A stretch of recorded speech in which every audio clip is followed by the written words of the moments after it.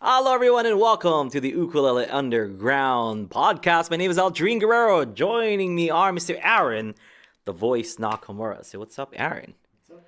That's a lovely voice. And Mr.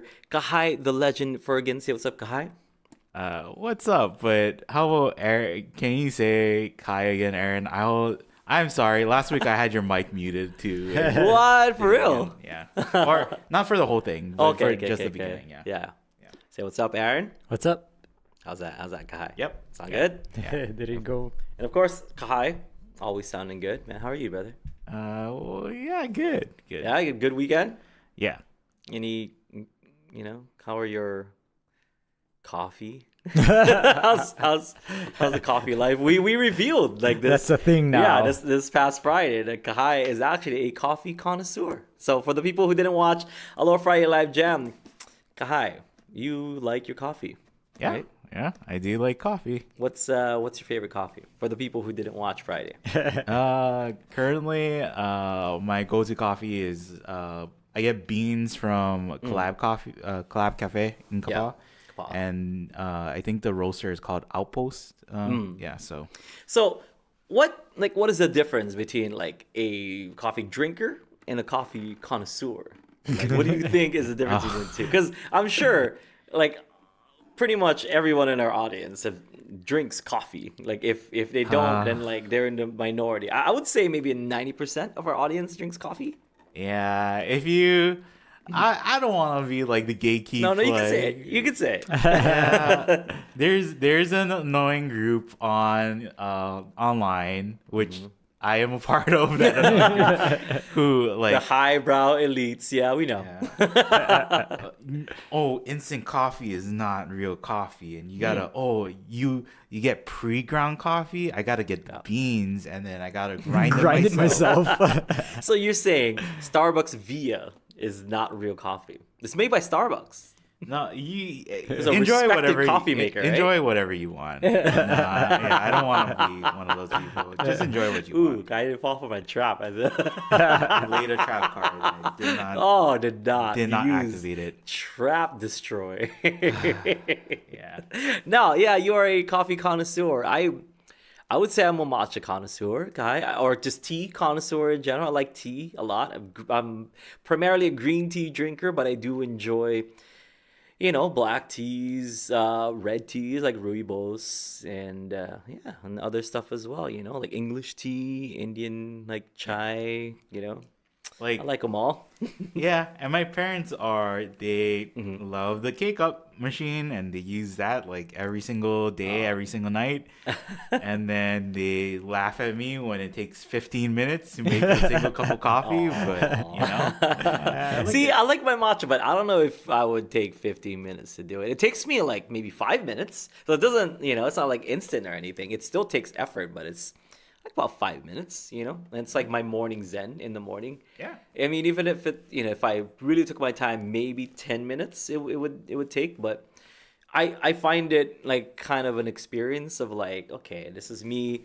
Like if I, in my mind, it's like if I take the time to brew myself or to make myself like a really good cup of matcha, I like to think that I'm going to face everything that I'm going to face that day, or I'm going to approach everything that day with the same kind of care and thought, Like if I start my day that way, where like caring for something as simple as a cup of tea, like it sets me up for that day, to care about the rest of the things that I do that day the same way, right? Yeah. Do you feel the same way?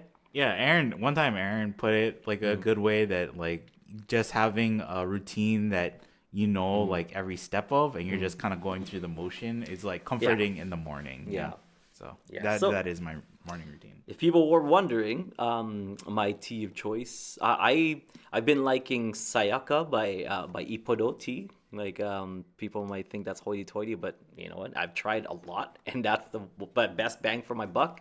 You can get 100 grams for like $75 or something. It's pretty good considering how high grade that matcha is. But you, locally, since you said a local, Yeah. local brewery, locally, Matcha Ya here in Kapaa has a great ceremonial grade tea, which you can get, I believe, like 30 grams for like 20 something bucks, which is pretty good, So, yeah. Anyway, this is an ukulele show. Nice little morning caffeine talk for a little bit there. What we do in this show is we answer any and all of your ukulele questions, no matter what it may be, right, Kahai? But you have to understand that we are going to give you folks our opinions based on our experience with the instrument. We have had tons, years, decades of experience with this instrument, so we're going to try to give you our best take on whatever your question may be. But, sometimes we use a little Google magic. We don't know everything, right, Kahai? Yeah. Yeah. Fact check. Yeah, we're gonna fact check it. We don't want to be giving out like wrong answers or bad advice, and we try to give you the best that we can possibly give you. And you can ask us anything. It doesn't even have to be about ukulele, but we prefer it to be about ukulele, right? Yep. And it's just a nice way for us to converse with our ukulele underground community. So without further ado, Kahai, what do you want to talk about?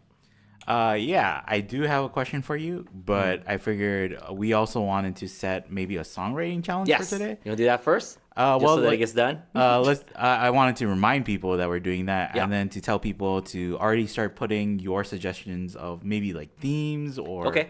genres in the chat. Okay, so how songwriting challenge works is we basically come up with a theme, come up with some chords to play or a key and stuff like that, or maybe like time signatures, some stuff to like fun things to play around with to have some guidelines for for the songs that you write. But basically, everybody writes a song based on those guidelines, and we give a deadline, and at that deadline. We pick some winners. In this case, some winners to win some pretty fun prizes. It's nothing extravagant. We're not giving away like here's a custom ukulele. Like no, nothing like that. This is just for fun, Yeah. At least that way it doesn't make it like okay, I gotta win that. It's like no, just write from your heart, write what you want to do instead of it being like okay, this is gonna be the best song I've ever written. Yeah. There, you know what I mean? Like just It's not gonna be to where we're like judging the songs. We Yes. just put the names on a wheel and then pick it like, randomly. So it's a random pick, so it's not even like the best song wins. It's like just write one. We're just encouraging people to write. That's all it is, right? Yeah. And we come up with parameters to write those songs in, and then as long as you follow those parameters, you're all good, right? So this time we have these prizes. So Kahai has generously, is 3 people or one person with all these prizes? I was thinking just one person, but we can do 3 maybe. Oh, no. If you want, we'll run it how you want. Okay, one person will win all these amazing prizes. They're small prizes. Okay, yeah. And so instead of one person just winning just a bag New of washer and dryer. So, we're gonna have one person win this prize pack. Okay. So first off, we have Obachan's Lihing Mango. Obachan's Lihing Mango. This is sponsored by Kahai. So Kahai is sponsoring these small prizes. Lihing Mango. If you don't know what Lihing is basically plum powder. Yeah. Like Hawaii plum powder. Here in Hawaii, we're obsessed with plum powder. It's a nice mixture of salty, sweet, sour. If you can think of it that way. It's a nice salty, sweet, sour. And then he also added Obachan's Lihing cherries. So that that salty, sweet, sour powder is on these. So it's dried mango with that powder on top. And then these are dried cherries with that powder on top. So it's called Lihing Mui powder. So Lihing cherry and Lihing mango are basically dried mangoes and dried cherries with that Lihing powder. And then on top of that, we're giving away a very rare album. So this is the Eat Sleep Music Sessions, 10 tracks in 5 days by the K-Town Heroes. So this is a very rare album that I put out with Ryan Isaki. There's only believe 1,000 made of these. Like that's it. There's only 1,000 of these CDs, and we are down to our last three of Something these like that, albums. yeah. So pretty rare. And if you're like, oh, I've never heard that CD before, this is the CD of cover songs that we did, because when we perform, well, when I make albums, I usually make albums full of like songs that I write, because that's, I want my albums to be like a photograph basically of who I am as a musician during that time. These are the songs that I wrote. This is what my writing is like. But whenever we would perform, people would ask us for the songs that we perform live. So if you're wondering, where you can get a copy of us playing, say, Europa, or us playing Body Surfing, or I'll Be Your Baby Tonight by Bob Dylan, or Breezin' by Bobby Womack, Sunday Morning by Maroon 5, Waiting in Vain by Bob Marley, Brown Eyed Girl by Van Morrison, Super Mario Brothers by, Nintendo. This is the album that has all those things. And the reason why I got reminded of this is because recently on the open mic, I played my version of Parokya and Edgar's Guitarra, which I did a version called Ukulele, because, I don't play guitarra, I play ukulele. So ukulele, and since the song is supposed to be was originally in Tagalog, I translated those Tagalog lyrics and I replaced guitarra with ukulele.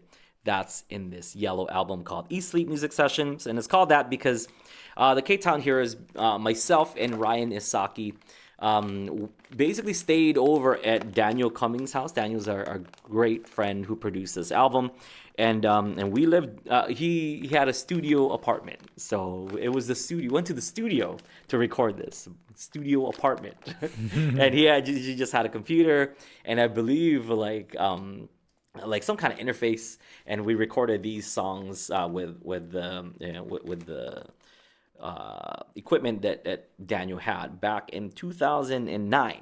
Okay, so 2008. 2008? It Okay. was released in 2009. Okay, released in 2008. Okay, 2008. Now, these were songs that we've been playing for years. Like I said, Let's Get It On by Marvin Gaye, Sunday Morning, Breezin', I'll Be Your Baby Tonight, Super Mario, Waiting in Vain, Europa, Brown Eyed Girl, Body Surfing, Ukulele.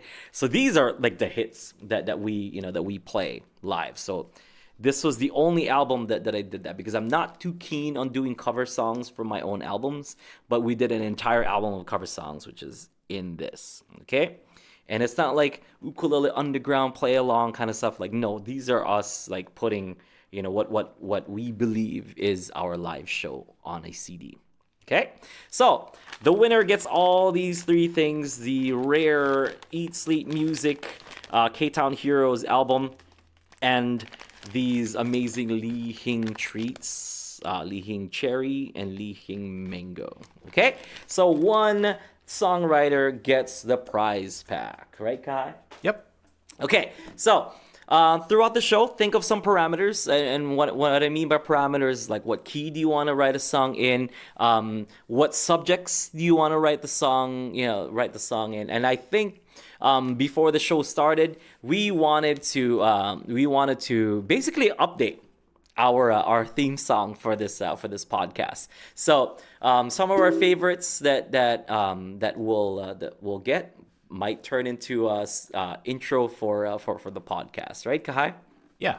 I mean, if you're cool with it, if you're cool with using your track as the intro for the podcast, then we will. Yeah, I think we'll also take like suggestions for genres or themes and stuff. And it's more about like giving out ideas for people to just base their songs around. Yeah. And so you can either write that, or you can write a theme song. And if you write a theme song, say like, hey, this is my idea for a new theme song for the show. Yeah. And you can also use it to enter the songwriting challenge or whatever. Yes. So that is the main topic, but with the extra stuff, you can basically type some stuff out in the chat, okay? And also in the chat, because we're live, you can ask us ukulele questions, and we'll try to get them as best as I can. So while you're doing that, Kahai, ask me your burning question, buddy. Yep.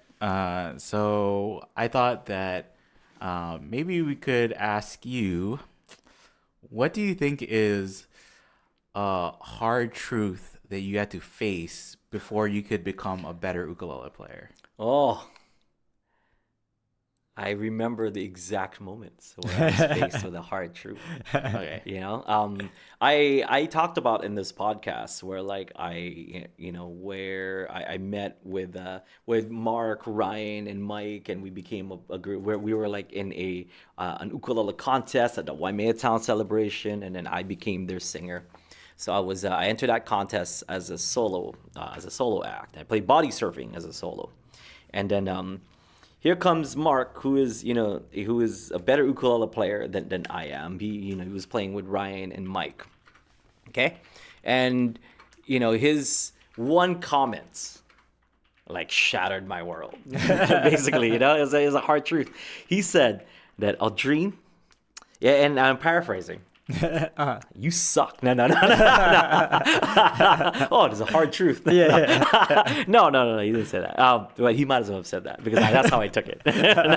No, he said that Aldrine, you're good, but your playing is choppy. And like that was the exact word. It was choppy. Yeah. And I'm just like, and it's like struck a nerve like in me. I'm just like, like choppy could, because it's so general. Yeah. That it could be anything. Yeah. So did you ask him? I definitely asked him. I mean, we were in the same band at that Yeah. point. Like I joined their band. I'm like, what do you mean? And how can I overcome that? How can I be a better ukulele player? He's like, you just need to play cleaner. Like choppy. What he meant by that was like I rushed everything, and everything was not clean. It was just choppy. Like the technique was there, the notes was there, but it was just, like it was just messy.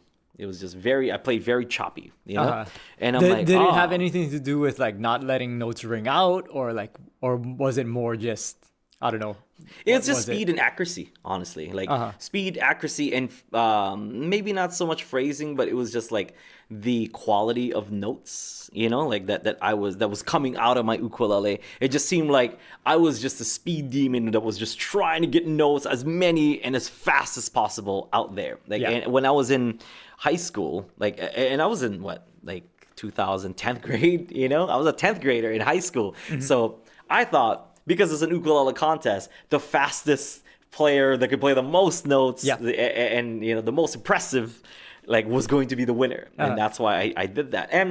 But that kind of rung true with everything else that I did. I was just kind of like a speed demon, and I just wanted to play everything super fast and as loud and as annoying as possible. So listening to Mark, and the advantage that Mark had was he had, Ryan and Mike playing the guitar and the bass for him. Ryan, is a solid guitar player that will keep things in the pocket. Because Ryan is, he's not like the best technique guitar wise. He's not one of those guitar players that were like man, amazing, look at the things that he can do on that thing. No, he was just a solid rhythm guitar player, just really solid, and I was like, the things that Mark could do with a solid guitar player. And then on top of that, Mike too. We talked about we were raised by Larry Rivera. That's his grandpa, So he's surrounded by amazing musicians who've recorded, who've won awards and stuff. So, he comes from an award-winning music family. So he was an amazing bass player and was really on it. So the combination of Ryan and Mike, not taking anything away from Mark. Mark was an amazing ukulele player. But to his advantage, he had these people that could keep things in the pocket, so that his playing was nice and clean. All he had to worry about was just creating the notes that would fit in the rhythm that Ryan and Mike sent. I didn't have that, I scared away all my friends, and that was documented also. So as a soloist for this contest, because I didn't have anybody backing me up, the way that I played, super choppy, yes. So it was a harsh truth that Mark just kind of told me that dude, he's like, you got to clean up your playing. You got to play cleaner. You got to play to a tempo. And not saying that I do now, and it's still a lifelong thing that I struggle with, okay? But that led me to kind of work on quality of notes. That got me to just kind of slow down and think about the notes that I'm gonna play first instead of just playing as many notes as possible. So yes, I've been that guy, like to just like be super fast and just, I don't know, like it's just youth, you know what I mean? Like I was a young kid and as a young scrappy ukulele player, and I thought that I was the best in the room. Like I was that guy. And that too, it was a harsh truth that I realized that like you're not the best. You're not the best. Like, you're not the best. So it's that, like, because in my high school, like that I was in Kauai High, I was like one of maybe 2 or 3 really good ukulele players, and back then I considered myself the best in the in the school. And then like my world opened up even just island wide, and I realized I'm like, school.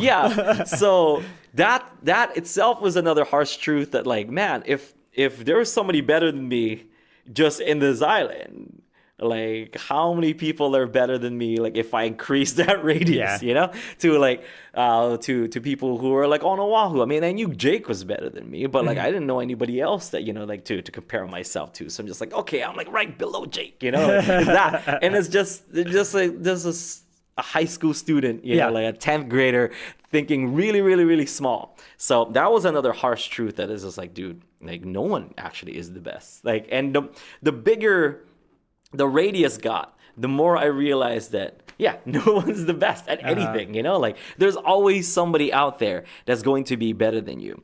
And at specific things. Yeah. And at that point, like when I moved to college and things got, got bigger, my goal then shifted to be like, okay, well then just be the best Aldrine that you can be, instead of like trying to be the best ukulele player, just be the best Aldrine that you can be. And from then on, that has been my goal, that like I just need to be better than who I was a month ago, a year ago.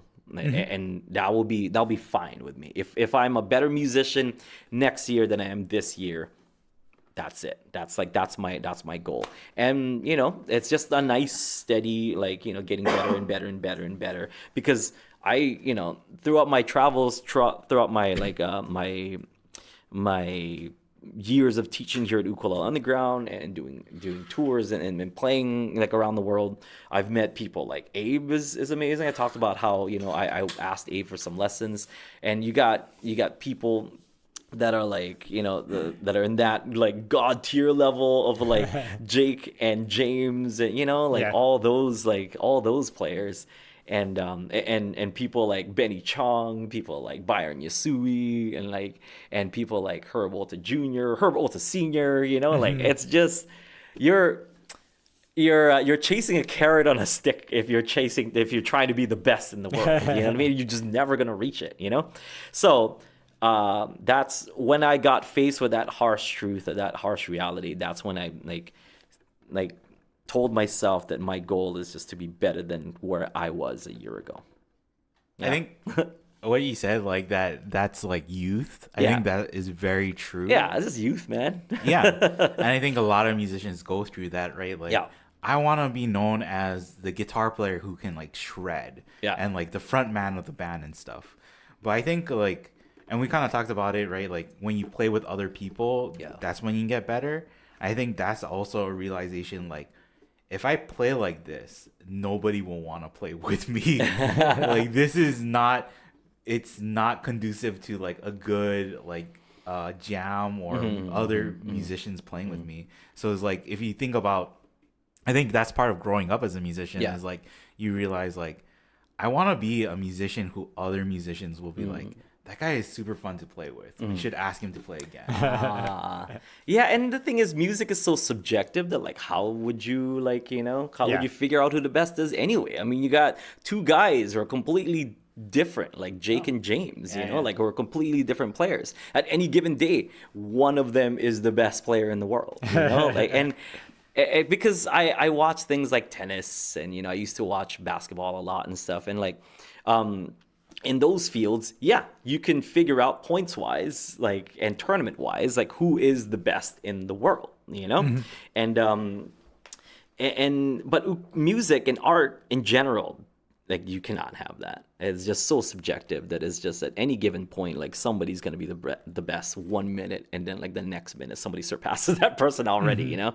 So yeah, my goal, but you still need to have goals, like Yeah. you know, to be ambitious and to have the ambition of being the best in the world is a great like motivator, you know, for you to like to learn everything that you can, or to grind and to go into the woodshed and stuff, you know. And my goal was that it was just like I just need to be better. Then I just need to keep moving forward. If I'm not moving forward, then I'll be doing a disservice to myself and my audience if I'm just giving the same exact thing every year. And that's why I try to challenge myself with something new all the time. I'm never satisfied with where I am currently. I just always need to be better. And I do that by starting projects, even just not just being a player, but being a person, or being an ukulele player, you know, being an ukulele teacher, being an ukulele performer. Like all those parameters are different for me. Like, am I a better performer than I was last year? Am I a better teacher than I was last year? Am I a better player? Am I a better entertainer than I was last year? Am I a better podcaster? And the answer to that is yes. Yes, I'm a way better podcaster. The best, I should say, yeah, in the world, in the uke world, in the anarchy in the uke world. Yeah. Me, not this group. No, well, our podcast. I am a podcast. I am the and podcast. I'm the best. This is when this is the montage, right? Yeah. Best around. Yeah. Nothing's ever gonna keep. No, that. But I would rather have the 1984 Transformers movie of the you got the touch, you got the power.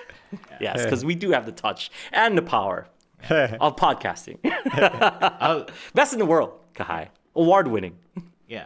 I was gonna say, like, I think other people might, like, when they find out that it's like, oh, you mean I'm not the best? It seems like disappointing, right? Yeah. But for you, isn't it like where it's like when you realize like that person is so good at that thing, that is what I'm gonna aspire to get close towards, or like either like how are they doing that then? Like if their tone is so good, how are they getting their tone so good? And what can I do to get my tone like how do I better, play at that level? Like that's a level I want to reach. You know, like I've always just watched like my favorite players and just go, man, like what are they doing? Like that I'm not. Like how can I get that?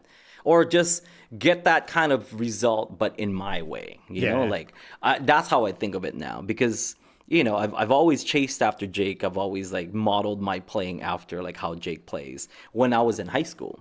But then college on, once I started writing my own stuff, I'm like, okay, cool. Like, how do I get better at how do I be the best Aldrine like that I can be? Because I don't want to be the next Jake. I want to be the first Aldrine Guerrero, and that's exactly what I became, you know, and but how do I be better than that? Like I wrote, you know, like let's take a look at the catalog. Like I wrote Bandito Tyler, for example. You know, I'm like, yeah, it's like the best song I've ever written, like up to that point, right? Because before that I did like You Gonna Stick or all these other songs that I did.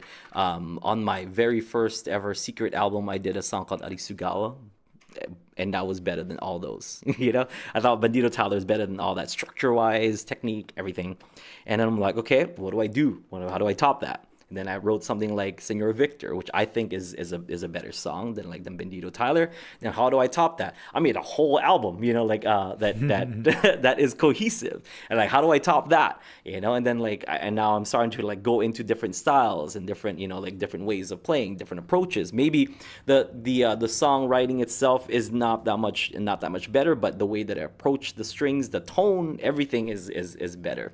And then but because I'm striving to be the best Aldrine is not just like the writer or the performer and whatever. He's also the teacher. How do I teach better? I feel like I teach better now than I did, you know, like when we started Ukulele Underground. There's always got to be some kind of progress with anything. So for those of you folks, and I hear this all the time, we're like, what do I do next? Or like, oh, ukulele is getting so boring or whatever. Like, I don't know what to do. It's like there's always something to do. You know what I mean? If you just take a look at yourself with being the most critical, way of looking at it. You just critique yourself and like, what can you do better? Look at yourself with the harshest, like, critical eyes, and then work on those things, and you'll be better. Like, that's how I do it. Like, I will watch. Luckily we do these videos, and I'll watch, and I'm like, ugh, like, I didn't like that at all. I didn't like that note, or I didn't like that whatever. Like, I didn't like the way that I explained that, or whatever it may be. There's always something that you can do better. So, I used to I used to make recordings all the time, and I would listen back like, okay, well, this note could have been done better. And that's what, that's why I say that the albums are like a photograph of who I am as a musician, because that, photographs will capture a moment, right? So that album will capture that moment in that time and that year, that day, of how I approach things, how I wrote, like how I sang and whatever. And the next one should just be better, and just keep being better and better and better. Like, never really resting on my laurels. Yeah. That's like the harsh truth, and how I overcame that harsh truth. But somebody needed to break down, like, or shatter the glass for me, of like, you're not that great. Like, Mark just basically came up, and you're like, dude, you're not that great. Okay, and I'm just like, what?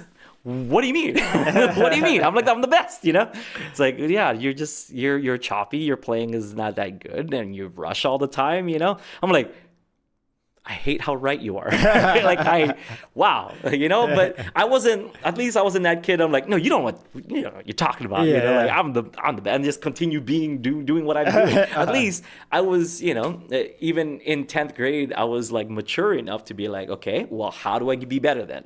Yeah. How do I overcome those, like, those disadvantages that I have, or how do I overcome the things that, that I'm currently facing, or whatever trouble. How do I troubleshoot that, and how do I be better? And yeah, and that's the kind of mentality that you got to have as an ukulele player, as a person, as a human being. Like, I take criticism, like, and just try to turn them into something better.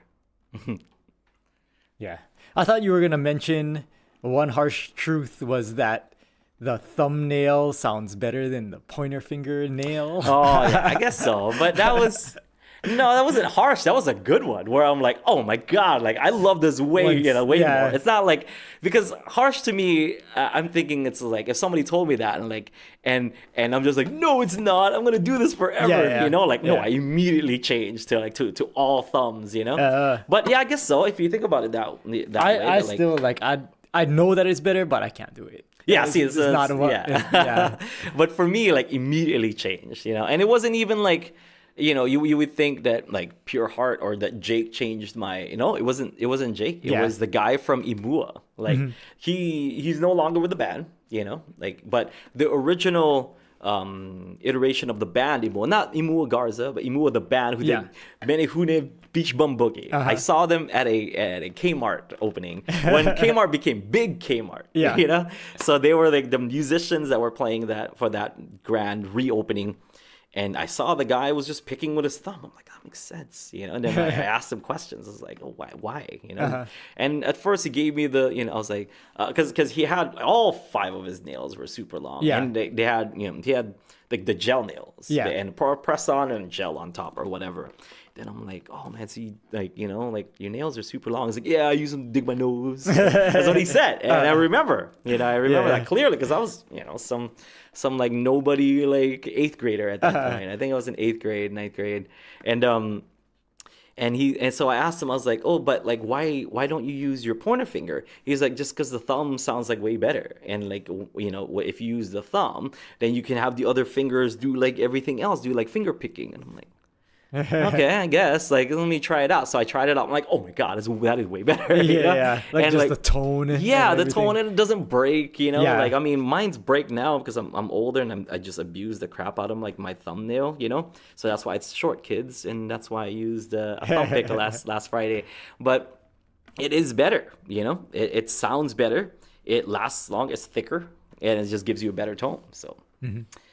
that was not a harsh. So that wasn't a harsh truth. It was just the truth. That was just like somebody telling me like, yeah, use Yeah. that. I'm like, all right, let me try it. Whoa, that's amazing. But the harsh one was just like, you're not that good. That was the harsh truth for me. It's like You like, worked really hard. Didn't pay off. yeah, it's just I was in the witch. I was the best player in my school, Yeah. or I thought I was at least, Oh, and I was there, I was confident going to the like Waimea Town celebration, won second place next to Mark, who was backed up by like two other dudes, and I was like, yeah, I'm pretty good, Yeah. And then here comes Mark, just giving me the kind of choppy, man, and you rushed everything. I'm like, I hate how right you are, but like so. I've always taken it, criticism Notes too hard. taken. But I've always, like used it to get better. I never Which is probably the difference, right? Yeah, I guess. Like I guess so. If you don't, then you just stop. Yeah, You stop growing. I don't want to do stop- it anymore. Then. Yeah. Yeah. So no, it's just every time like somebody would say something. I mean, things that I care about. If someone's like, "Oh man, you suck at singing," and I was like, "Okay, well, I wasn't working on that." That's fine. I agree. Yeah. Yes.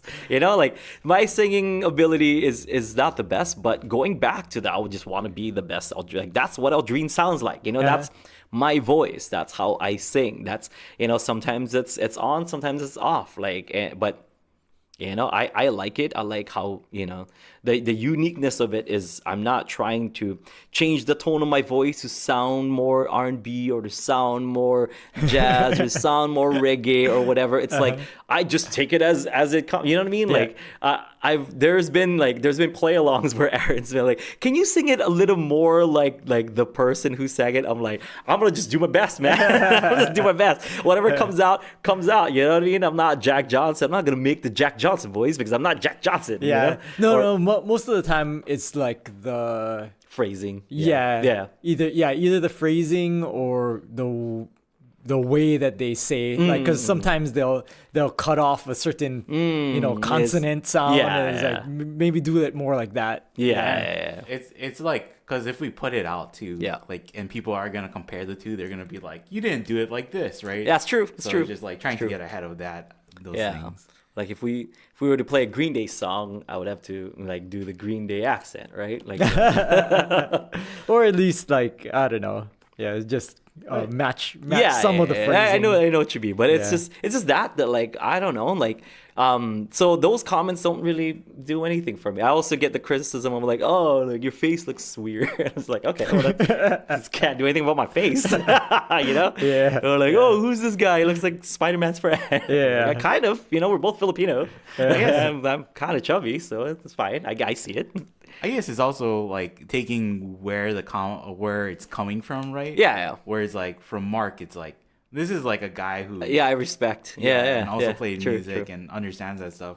Not just coming from like a random person who's like, A random troll. do better. Yeah, do better, man. It's all good. Yeah. So it's like, okay, whatever. This Yeah. isn't how blah blah blah blah would play. Yeah. This person is better. Like, well, yeah, okay, that's fine. You can always go and listen to them, watch them. Yeah. And in that case, because I've been on the internet, and I've been broken down by like so many people. Like I have Teflon skin. Like I actually don't care about like what some people put as far as comments goes in our videos. They could, and I don't read them anyway. You know what I mean? Like, nah, I do. I read comments and stuff, and those ones I just skip over. Like you might as well shout in the woods if you're gonna say something like terrible or obviously like trolling. I'm just like, all right, okay, you just wasted your time typing stuff. But next comment. But yeah. Teflon, this guy. Yep. Okay, now next question. Or do you want to go or have people set parameters? Yeah. Yeah, just reminding everybody to keep adding. We have like a few, but not a whole ton. So yeah, you guys just keep adding, and it can be. We've done like genres, like what genres you guys want to hear, or what themes, or even like chords sometimes, or like specific song attributes. So yeah, put all of that. Cool. Do you have another question for me? Yeah, we did. Matt asked, Matt. does the Fremont Maddie D? No. Oh, okay. Sorry. Let me pull it up here. But he was asking, does the Fremont non-wound low G sound good? Ooh, I'm gonna be honest with you on this one. I have not tried those strings, so I do not have any experience, so I cannot answer this question truthfully or with experience. But I would just mention that like I do like it when all my strings are made of the same material. Not saying that the wound strings don't sound good, but I do like all my strings, including the low G, to be nylon or whatever, or the same as the others. Because I don't know. I just think that the change in tone, because there is a slight tone difference between, I mean, if it's a different material, right? So the tone is going to be different. So I do, I do like them all to be the same, just so that they're consistent. But I do also see the advantage of having them a little bit different, so you can at least like separate like the bass sound than like the treble sounds in an ukulele. So it's sounding like, okay, well, here clearly those are like the bass notes and stuff like that's also pretty good. But the way that I play, just for my style, I do like them to be of the same material. So Fremont makes a set that is all, if you like, I'll just say it like this: if you like how the Fremont C, E, and A strings, and if we just omit the G for a second, if you like how those sound, then having a low G of the same material should at least make it consistent. If Fremont does it correctly, I'm assuming that they're making it correctly. Then at least the sound will be consistent as those. So if you like those, the C, E, and A strings, Fremont-wise, then I wouldn't see any reason to dislike the low G, because they're the same. They're made out of the same material. Yep. Is that fair? Is that fair? Because I don't know. Like, I mean, like I said, I'm just being honest with you. I've never tried them, so like I really don't have that kind of opinion. Yeah. Because I don't know. I've never played an ukulele with them on. I mean, if you see somebody who like reviewed them and you like the strings that they like, I think you can like go like, oh yeah, I might like it too. But even take what everybody thinks of strings with a grain of salt, because there are like strings that you don't personally like on your uke, right? Yeah. But other people that and or will swear by them. Yeah. Or like that's the only string I play on, right? So it's like it really is personal. Yeah, because I mean, just like between myself and say like Calais, Calais is a person I highly respect, and is a good friend of mine. He likes those what are those called? Eucologic? Yeah, no, they're the certain material. Fluorocarbon? Fluorocarbon. He likes fluorocarbon strings, and for me, just the diameter that he uses doesn't necessarily work for me. Sound wise, they sound great, but they're not for my playing because they're a little too thin. Yeah. So that's one of those agree to disagree kind of things where like I respect him and his opinions, and it works for what he does, but I'm a little bit more aggressive with my strings, so it doesn't really work out. So I don't like them on my ukuleles, but doesn't mean I don't like them, Yeah. So yeah. So what about and looking it up, like the Fremont strings, they're like pretty cheap, so you should be able to get some and try them if you want. Yeah, that's great advice. I mean, like if you're interested, if you have the means, like just try them out, because you can always go back to your old strings. I mean, the only way that you'll know for yourself is to try them out. And you can always swap them right back out. But like, give them a week though, like don't just put them on and you're like, I hate these, I'm taking these right out. Like they do need to settle, so give a week. And you can craft your own, opinion on them. But I'm sorry I couldn't provide a better answer, because I've not tried them yet. I don't really, once I've found like my go-to strings, that's just the ones that I go. I don't really experiment that much anymore. But when I was experimenting, I tried all of them. Yeah. So in that case, what would you say are low G strings that you recommend or that you personally like? If they want to look at that. The PhDs have great like low G that is unwound. If you like unwound low Gs, that's one that I have tried. We have them on one of the tenor ukuleles here on like in our office. They sound great. But other low Gs that I've tried. I mean, I've played other low Gs before. I think just the basic ones from like what is the one that GHS? You know, the one that Craig and Sarah uses. Yeah. I think that low G sounds fine. I played their ukulele. That's fine. wound? Though, Yeah, right? it's fine. I think I've played the Fremonts, but the wound. The wound 3 months. Yeah, and they sounded okay, but I just same. I'm not a fan of wound strings. In The general. low G that I use for the AGAQ strings, they're not bad. You know, they're the brown strings from Aquila, and they're mellow. That's why. So you know, like how some like wound low Gs tend to have like that kind of tinny bright sound to it, like and it sounds like I can't quite explain it, but it sounds because it's aluminum wound. Yeah, usually it's like aluminum wound. So you hear like that aluminum sound. I can't quite explain it better than that. Like it sounds aluminum. You know. Yeah. That one in particular, I don't know what the material is, but it sounds mellow enough, which is out of character kind of for Aquila. So that's why we went with that, because it's mellow enough to blend in with the with the rest of the strings, because the strings are bright and high tension and stuff, but it doesn't have that tinny like aluminum sound. It still sounds really good, balanced with the rest of it. So we went with that, and I kind of like the fact that they are brown, and then the rest are like kind of that tint of green. So it's that like chocolate, like mint chocolate. Yeah, it's kind of cool. Yeah, because I think Fremont they do have like a wound string, but it's like a polished wound. Do you see that? It's like so it doesn't have that squeak. Yeah, the soloists, Fremont soloists. Well, I don't know. Is it? Yeah, so they have like a wound low G that is polished, so it doesn't cool. squeak. That's cool. That's cool. When you like run your finger against it. So does it feel like flat wounds? Kind of, yeah. Oh yeah. Oh, that's cool. I gotta try that. Yeah, and it has sort of that quality, but I still just don't like the fact that it's a different material than the rest of your strings. But some people like use that and they love it too. Yeah. But I hadn't actually heard that they had an unwound low G. So if they do, then I might try it out. I'm interested in that polished one, honestly. I'm a big fan of flat wounds. Yeah. Like for my guitar, for bass and stuff, like I like flat wound strings. Yeah. So if that feels like a flat wound, I'm willing to give that a try. But yeah, looking at the at Google Magic, it's like $5 for a set. So it's not places. Yeah, too big of a commitment, So if you wanted to try them out.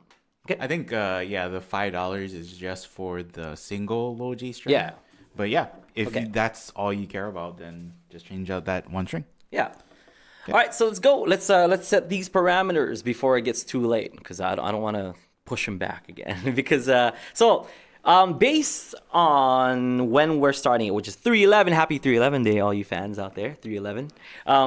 So it's 3/11 today. When should it be due for everybody? Maybe. So we usually get 2 weeks. They get 3 weeks. That's how we do it, right? Yeah. So for us, it's due on the 25th. Okay, and for you guys, it's due on the 1st. So we usually we write songs based on the parameters that we come up with, and we present them a week before yours is due, to kind of show you folks what we've done with the same parameters. So maybe inspire some of you folks.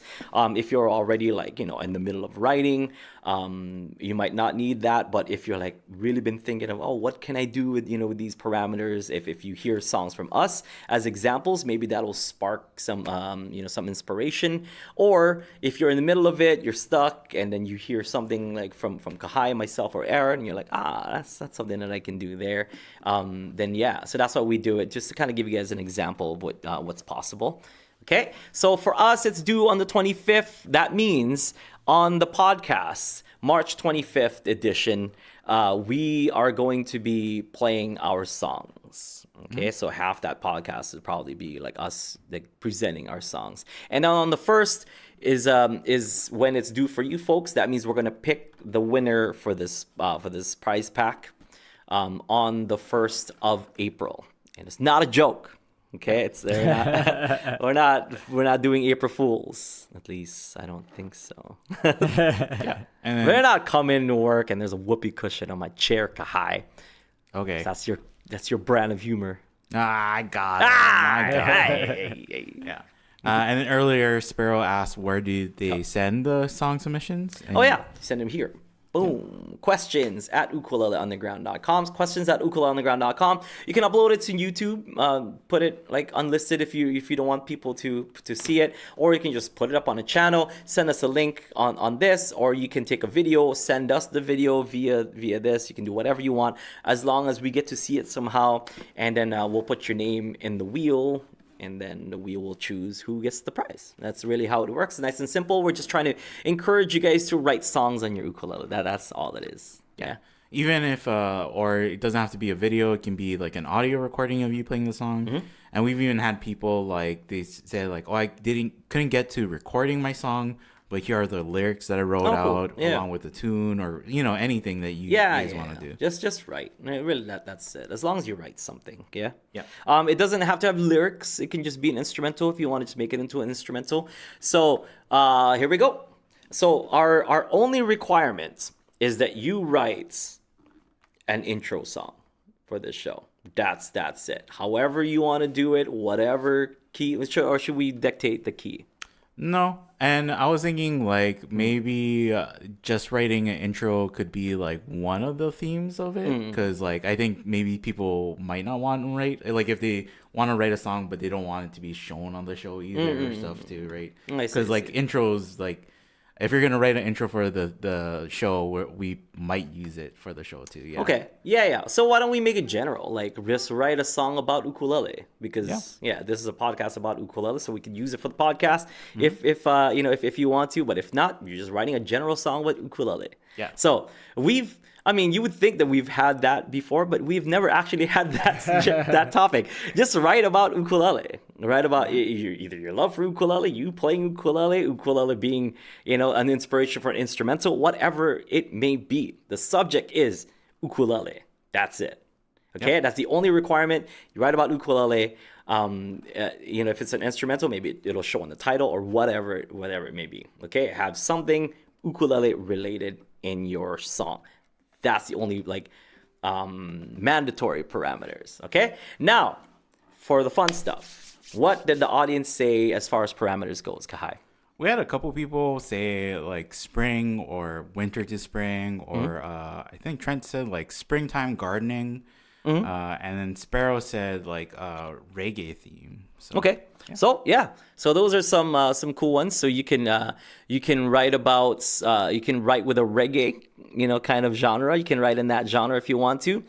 You can be inspired by spring, or from winter to spring. Maybe spring with your ukulele or winter with your ukulele. How you're using your ukulele to transition, or or if you want to do gardening, like spring gardening, you can do that, and you can make a really cool kind of metaphor for ukulele if if you're creative enough, you can do it that way also. So all those are pretty valid. Yeah.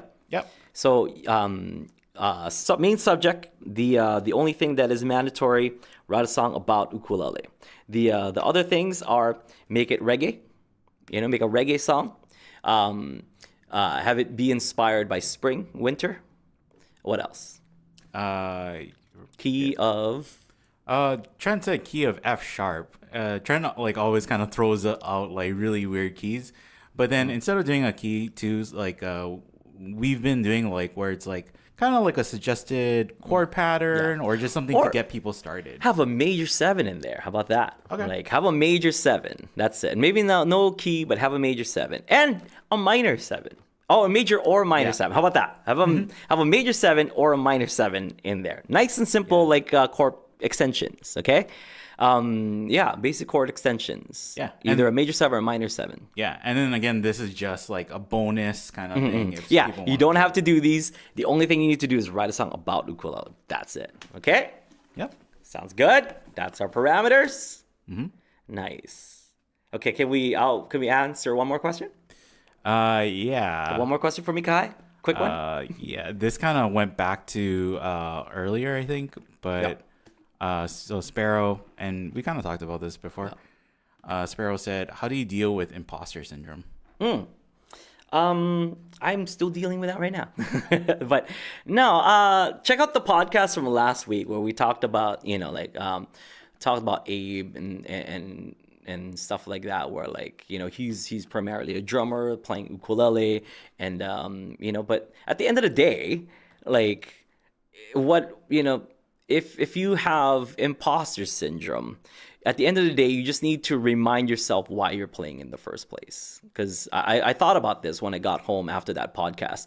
I thought about like, yeah, I feel that way. But every time I remind myself why I play, then it all goes back to like, I'm just enjoying this instrument. Mm-hmm. And if anyone is kind enough to listen to me play this instrument or give me their 3 to 5 minutes to listen to my song or whatever it may be, then yeah, that's what I'm doing it for. So it doesn't matter if I'm the best in the room or if I'm labeled as an ukulele player or a professional even or whatever it may be. At the end of the day, why do I play this instrument? And I play this instrument because it genuinely makes me happy. You know what I mean? And I enjoy doing it.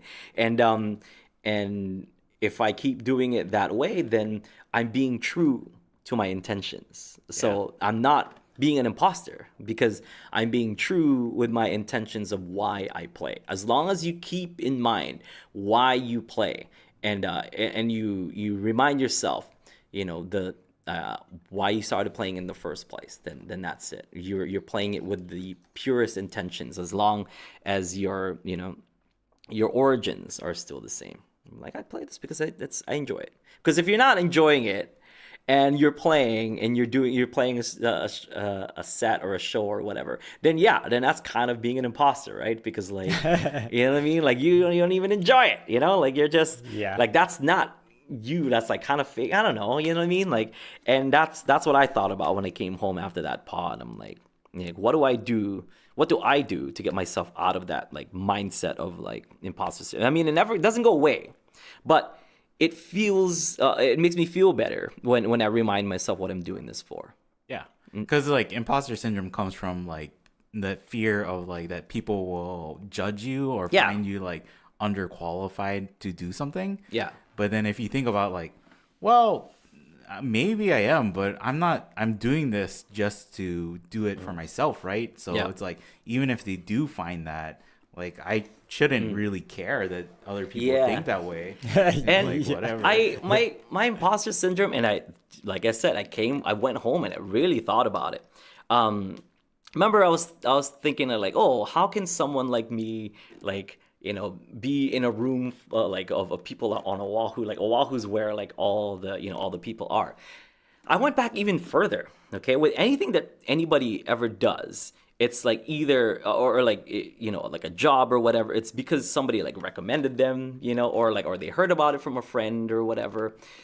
When you trace back, where I'm from, my parents were not connected in any way. Like they were like a couple of they worked at hotels as housekeepers. So it's not like I had an in with the music industry. I didn't grow up. None of my family are musicians. I came from basically nothing. That imposter syndrome was definitely there because I saw all the people with the opportunities and the opportunities that I got were kind of, not saying that people didn't get it based on merit, but like I felt like I had to like prove myself and based on my merits why I got like these opportunities. But I felt like I didn't deserve the opportunities because I wasn't like, I didn't come from that pedigree, my pedigree is like that I was meant to just work as a housekeeper. That was my pedigree, So I wasn't supposed to be here, and that's why my imposter syndrome. Because like somebody who came from from the Philippines, so it's not even like, oh, like my uncle knows this guy who knows that guy, and that's why because anyone who's in any high position is because somebody got them or they're connected with somebody. Whereas like I seriously started from nothing. Especially on Kauai too. Like it is that joke that is like where when you meet somebody they'll go like, oh, who your mara, who your fara. And then it's because like they are asking like what is your family name, so I can Yeah. tell if I know somebody in Yeah, your family. yeah. I'm first generation Filipino, so it's not like I had People don't know. Yeah, it's not like Yeah. people knew who I am or knew my family or whatever. If they did know my family, it's from working at a Yeah. hotel. Like if it's because they cleaned the room. You know what I mean? It's not like they were like some whatever. And tracing back, like I didn't have any notable people in my family that did stuff to stand out or that would be considered a good connection, and I was the first one to kind of do anything, in my whole family as far as like a high profile like job or recognizable kind of job, even at a Z-list celebrity, like my family couldn't even fathom that,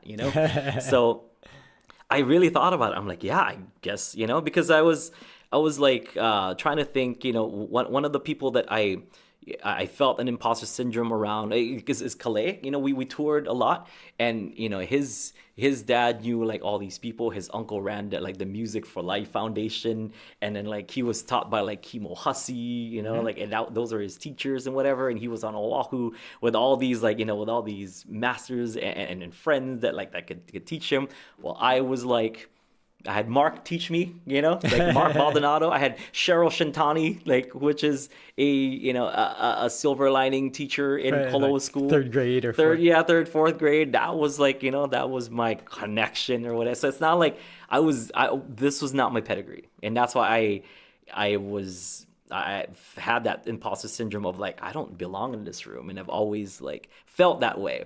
So being, being at a red carpet at a LA movie premiere is just like, Dad, you're really, really putting me at at a place I'm the most uncomfortable, and I feel like an imposter. I should be lining up with the rest of the fans. 'Cause I'm definitely a fan, I'm a fan of Bob's Burgers, but I didn't see myself in the red carpet line. That was not yeah. So if you guys could imagine, yeah, I'm first generation, meaning I moved here from the Philippines, not knowing anybody, not having any kind of connections and nothing like that. It was just, I enjoyed playing the ukulele, and I think, people saw how much I liked playing it and how well I did it, and that's how I got opportunities. Yeah. So in that way, you're not an imposter. Yes, that's you're why. Genuinely Exactly. So I interested reminded myself why I was in that room. I Yeah. reminded myself what I did in order to belong in in a room full of some of Hawaii's best musicians at the Hokus. I belonged in that room. I worked hard enough,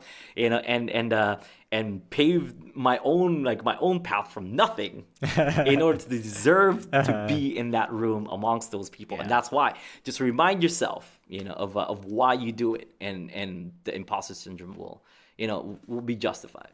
Yeah, in Hawaii, it's like there is a lot of good and bad of I know somebody who's like a family member to somebody else, or in the music industry, even there's music families that you all of them are professional musicians, or they're well known, or they're well established in the industry. So it is I can see where you would be like, why am I in this? Because everybody knows somebody who got a job through a recommendation, a friend recommended them, or because my own wife, she got a job as soon as she moved here because she had family who was friends with people from Kauai Cookies, so she got a Kauai Cookie job, and then those people were like, we're gonna go to we're gonna go work at Costco, or whatever. So then those people knew she got into Costco that way. It's crazy. I got this job just because my mom works with Aaron's mom. Yeah, see, you know what I mean? My parents did not work with anybody who's even closely connected to anyone. They're your typical first generation Filipinos that kept to themselves. We were strong in the Filipino community, but it's not like the Filipino community had any kind of connections to anywhere here on Kauai at the time, in the early 90s. Now they're definitely some big names and stuff, but back then nothing. So yeah, I reminded myself, because I came home after that pod just I told everyone about my imposter syndrome, and I'm like, but how do I feel better about that? Yeah, remind yourself why you do it. You do it for the love. I do it for the love, and I'm enjoying every single opportunity that comes my way based on the love that I have for the ukulele, and I just enjoy it. Just enjoy the ride. That's all. Yeah. That's it. Okay. All right, gang. Or I gotta get going. Wish us luck. Me and Aaron are taking our very first step in our new venture of opening up an physical ukulele school here on Kauai. It starts today, and that's in 2 hours. Okay, we gotta get everything ready by then. So I'm very nervous. I feel that like I have some weird anxiety, but I think once the class starts and I see all the people that that believe in us, because they have to if they paid us money to attend the class, right? They believe in what we do, and I think I'll feel more at ease once it's ready. But if you guys are interested in in-person lessons here on Kauai, group or private or whatever it may be, Aldrine.com, check that out. And as per usual, check out ukuleleunderground.com if you want to learn how to play the ukulele, of course, online. That's like the best place where you can find us and learn some ukulele, learn songs, learn techniques, learn how to strum, learn some chords, all that over at ukuleleunderground.com. And for more, check out UU Plus. Sign up for UU Plus to take your ukulele playing to that next level. You want to learn how to improvise, you want to learn how to do some ukulele solos and stuff like that. Sign up for UU Plus and really open the doors up for yourself to reach that next level of ukulele. Okay, let us help you. All right, any other business that we should attend to? This Friday, we should have a new solo coming out. Ooh. Or a new finger picking. Yeah. New UU Plus solo on Friday, so make sure you check that out. Sign up for UU Plus and get the scoops on that. Okay, we'll see you folks later. Have a great one. Wish us luck. Aloha. See you Friday.